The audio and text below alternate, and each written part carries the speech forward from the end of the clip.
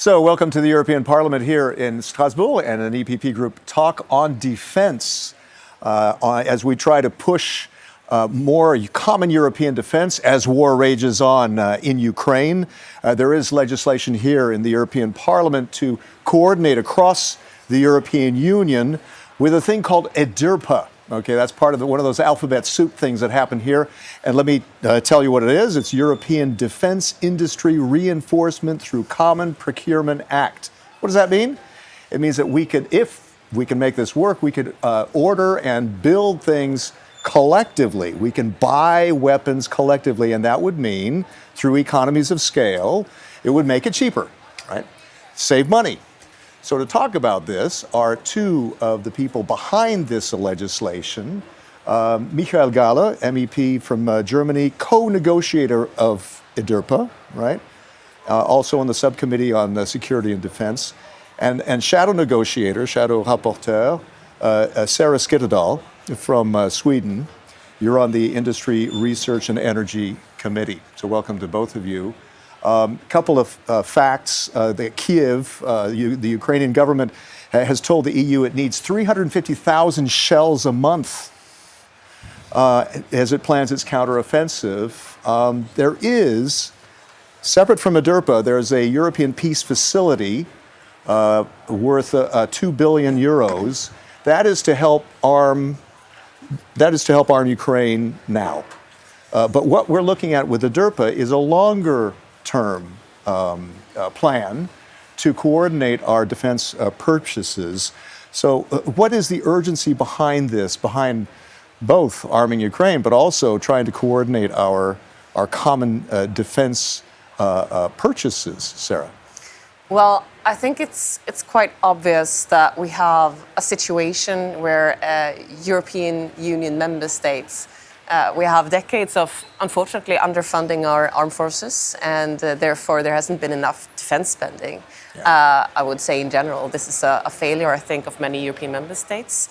And then Russia's war of aggression in Ukraine happened, which has united us. We have shown a massive solidarity towards Ukraine, and I think the unity has been important.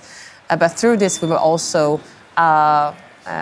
given a lot of munitions, both complex weapon systems and a lot of ammunitions to Ukraine. Yeah. And now the stocks aren't in a good state. Right. We need to replenish these stocks as soon as possible, and I think the European Commission has many ideas on this, but EDIRPA is crucial because if we procure together, we can, of course, get better prices, we can get shorter delivery times.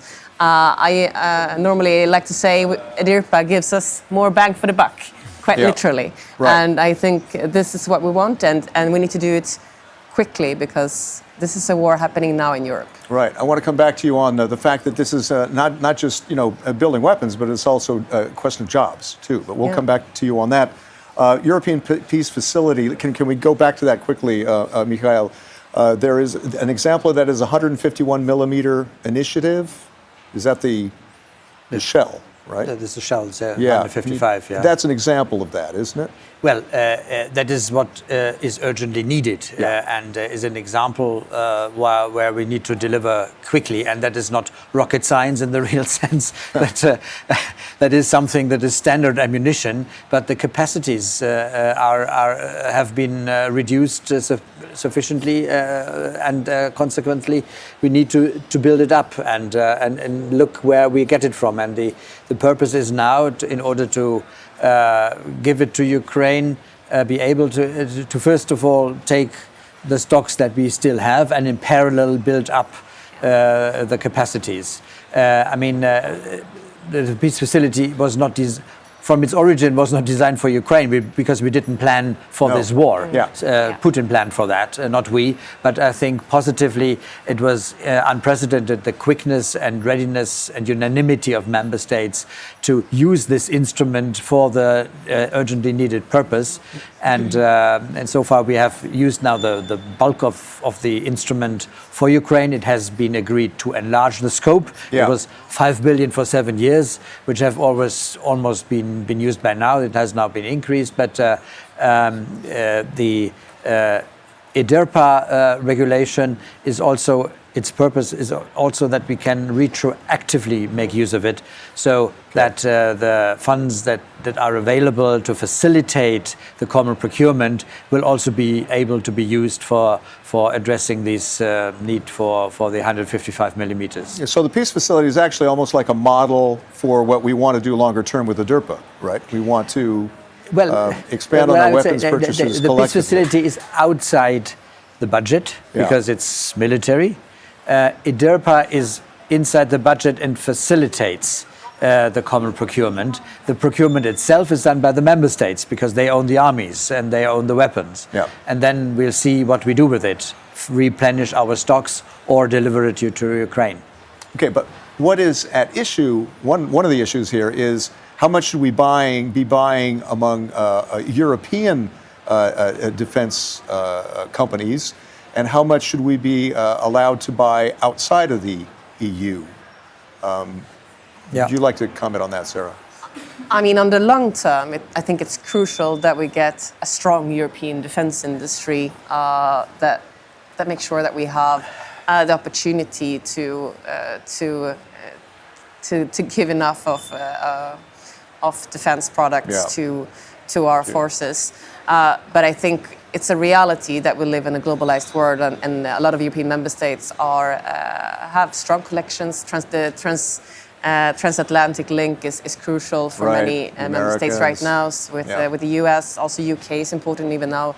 They now left the European Union. We are all aware, and I think this is the case now, and these countries will be crucial to replenish the stocks short term.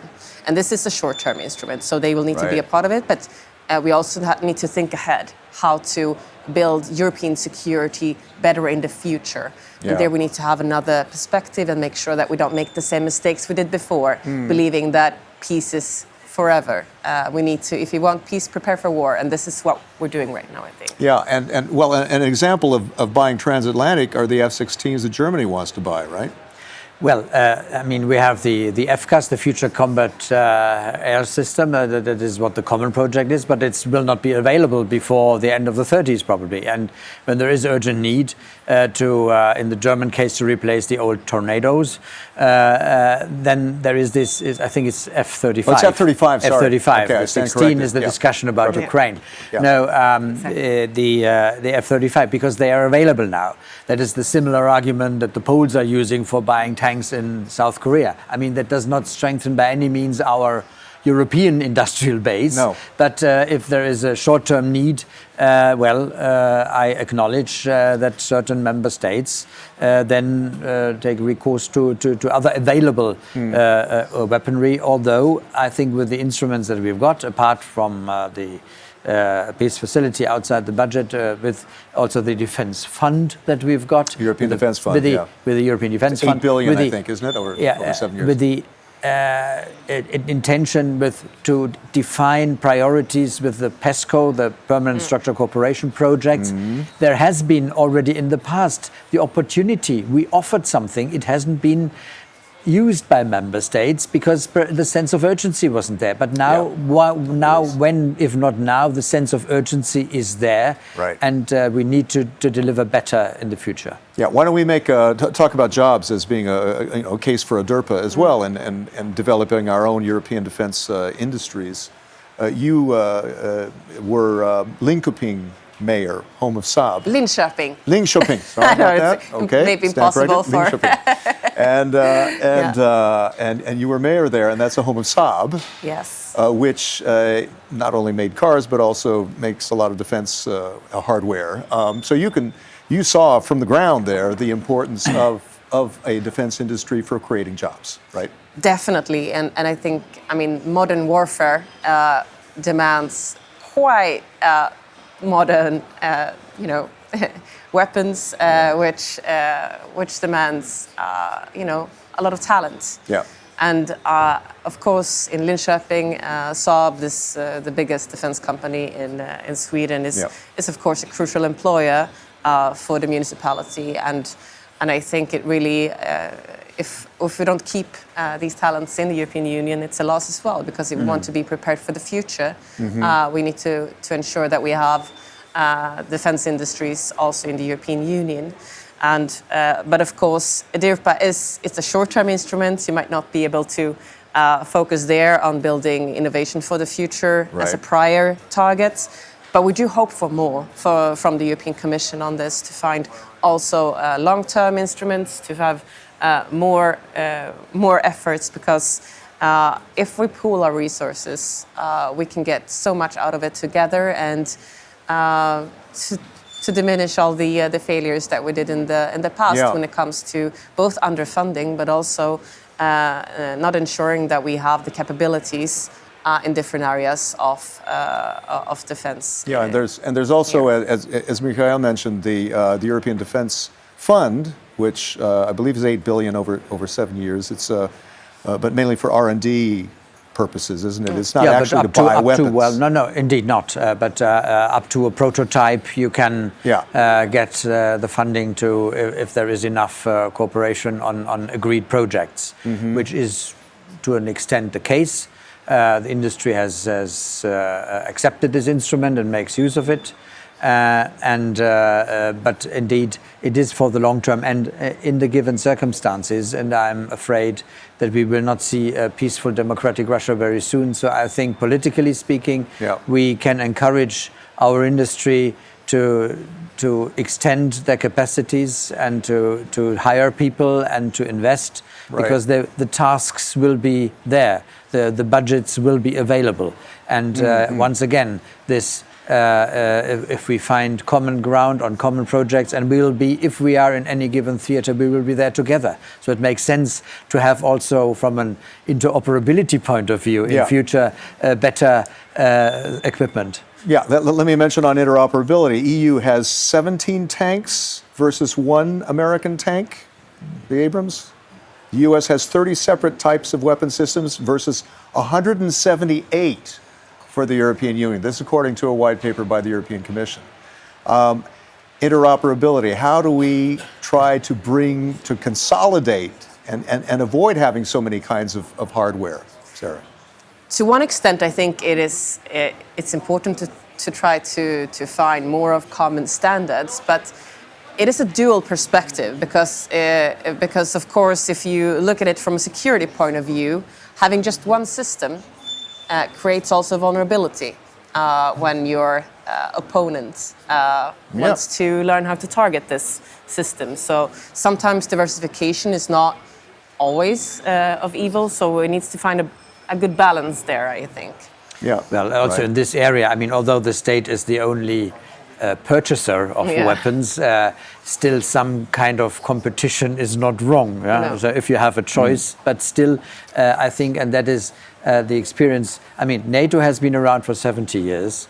And when we were with the EPP Group 3 days before the start of the war in Rukla in Lithuania with a NATO enhanced presence, and our leader, Manfred Weber, asked the soldiers, what are your daily business? Well, so the Germans and the Dutch in this case, they said, well, we try to communicate with each other, because we are, well, probably communicating on different wavelengths or with different technologies. And that is after 70 years of NATO. And in this regard, well, NATO doesn't have legislative power, but we have. Let's look, we have harmonized and standardized so many technical standards and systems by legislation. Let us perhaps extend it a bit more to the military side, and thereby also get more, common communicability in this case. Yeah, okay, then can we also do something about the amount of expenditures? Because NATO had agreed to 2% of GDP as a target, but only, at the moment, only 7 out of 30 of the NATO members have met that 2% target. Germany, around 1.5%, right? So how do we get the other countries? Well, I don't know where Sweden is on this. We're not yet members of NATO. But I mean in terms of defense expenditures. We're getting there, I hope. Yeah, that's another question. Yeah. But no, we're not there. But we have politically decided to get there. Okay. And I'm saying that I mentioned this before. this is a failure for so many European Yes. member states. Yeah. We have underfunded our armed forces in general, and this is something that you don't change overnight. No, because there are other priorities too, I mean, right? we're talking now about weapons, but also, you know, on the human resources side, it takes a lot of time to train new troops. I mean, it's a failure that it hasn't. Yeah. And also been to dealt be with attractive as an employer, the Yeah. army, which is in my German case definitely not the case, because I mean the barracks have been run down, the materials, the equipment is old, and so that is for young people. It's not necessarily an attractive job to do it. So Right. it's now a long term, but I would say the 2%. They shouldn't be considered a ceiling on top, but a minimum. I mean, that is where we are, unfortunately, where we are. Okay, let me touch on one aspect that some people in Europe are nervous about is a question of building European defense potential and NATO. And does this effort at EDIRPA, does that compete with NATO? Are we building a separate European army through EDIRPA? No, definitely not. As I said before, EDIRPA is an instrument to facilitate common procurement, and it serves the common purpose. I mean, it's complementary to NATO efforts, and as we have a single set of forces, if we deliver better on our forces, regardless under which command they are, NATO, EU, or United Nations for some time at some point. Yeah. So it doesn't matter, but it serves the purpose for in whatever configuration our troops are used. Right. Yeah, So, and I Sarah, think, you're not yet a NATO, but still, what do you think? It serves NATO's interests? Definitely, it does, and I think it's important that what we do here in the European Parliament and in the European Union when it comes to defence, to only complement both NATO but also the member states, because we don't want to overstep our competences there either. Right. But there is parts here that that the European Union can do, and that NATO won't be able to, because NATO is not, as Michael mentioned, a legislative institution, and then we need to see how the European Union can use our best comparative advantage in this whole puzzle, and NATO is crucial as well. Right. And I do hope that Sweden will become a NATO member very soon. That was my next question. Okay, can you give us the latest on that? I mean, how close are we to getting Turkey to accede to allowing?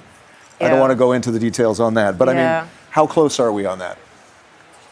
I feel very confident that Sweden will become a NATO member very soon. I mean, there's only 2 NATO members still left to ratify our membership, and But you're optimistic. I'm very optimistic. When are the Turkish elections? 23rd of May, or when is it? So a decisive date. A lot of talk about wait so until I- after those elections. Either and we then- get rid of Erdogan and the next government will do it, or he is more relaxed after the election when he wins. Voilà. So let's, from both angles, look positively on a good result. Can we also look ahead to EDIRPA? What's the next step on EDIRPA? There will be very soon the vote in the joint committee session of Industry and Foreign Affairs Committee. We will vote there in the next session week, and then we will hopefully start in May with the trilogue with the Council, and if everything goes well, we hopefully could finalize it in July in the plenary. Are you pretty sure that you got the votes there all together, but among all the parties? You know, Well, we're not just talking EPP right here. Well, no, there has been a broad agreement, and we will have block vote on the agreed draft, and then can march on to the other side. Okay, very good. Sarah, anything else you wanted to add on this? I think we're No, I think good, right? there's a strong support for doing this in Europe, and we're happy to come to an end with the negotiations. Yeah. Okay, great. Thank you very much, Sara, Michael. Thank you very much for joining us, and thanks to all of you for watching this talk, this EPP talk on defense and EDIRPA. Keep an eye on the eppgroup.eu for any other information on this, and at EPP Group on the social networks. My name is Chris Burns. Thanks for joining us. See you next time.